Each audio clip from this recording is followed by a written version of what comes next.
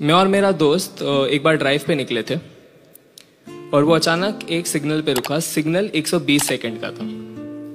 अब उस समय के आसपास मेरा ब्रेकअप हुआ था, तो मैं एक दिल टूटा आशिक था। और दिल टूटे आशिकों की एक खासियत होती है, वो वक्त ढूंढते हैं यादों पे खर्च करने के लिए। वो 120 सेकंड मेरा वही वक्त था जो मैंने इस कदर खर्च किया है कि पहले 5 सेकंड ऐसे बीते कि मन कह रहा था उसके बारे में मत सोचना, क्योंकि इतनी मुश्किल से तो तू उसे भुलाने की कोशिश कर रहा है। फिर अगले 10 सेकंड मन ने कह दिया कि एक काम कर, सोच ले। वो क्या था ना कि अंजाम ने दुख दिया है, वरना यादें तो प्यारी है। तो अगले 60 सेकंड बिल्कुल पूरे रिलेशनशिप का एक रिवाइंड थे कि कैसे हमारी मुलाकात हुई, बातें शुरू हुई। मैंने चिट्ठी लिखकर अपने प्यार का इजहार किया था, उसने इनकार कर दिया था। मैं जब दुखी होकर चल के जा रहा था तो उसने हाथ थाम कर मुझे कहा कि सुनो, मजाक कर रही थी, मुझे भी इकरार है। हम बिल्कुल एक रोमांटिक पिक्चर में, एक रोमांटिक गाने में दिखते एक रोमांटिक कपल से थे, दुनिया से बहुत दूर, एक दूसरे के साथ उलझे हुए, एक दूसरे की खोज में। बस फर्क इतना था कि हम एक्टिंग नहीं कर रहे थे। वो चांद तारों की तरफ देखकर कहा करती थी कि कितने खूबसूरत है ना ये। मैं उसकी तरफ मुड़कर कहता था कि हाँ, बहुत। हम कभी डेट पे जाया करते थे तो वो बात करती थी इंडिपेंडेंसी की, पर जैसे बिल आता तो मेरे तरफ सरकाते हुए कहती, सुनो ना, पैम्पर मी। उसके तारीफों में मैंने कुछ ऐसा लिखा था कि उसकी मुस्कान मेरी कहानियों की सियाही थी।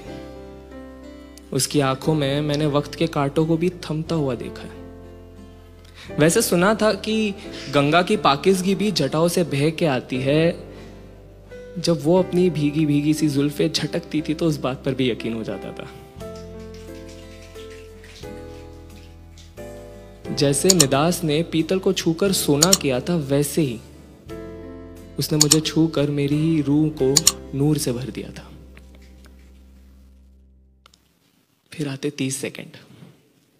30 सेकंड झगड़ों के। अब माना कि झगड़े प्यार के मुकाबले कम ही थे, पर रिश्ते का अंजाम उन्होंने ही तय किया। झगड़े ऐसे जो बिल्कुल बेफिजूल से थे, जो सुलझाए जा सकते थे पर सुलझाए नहीं गए।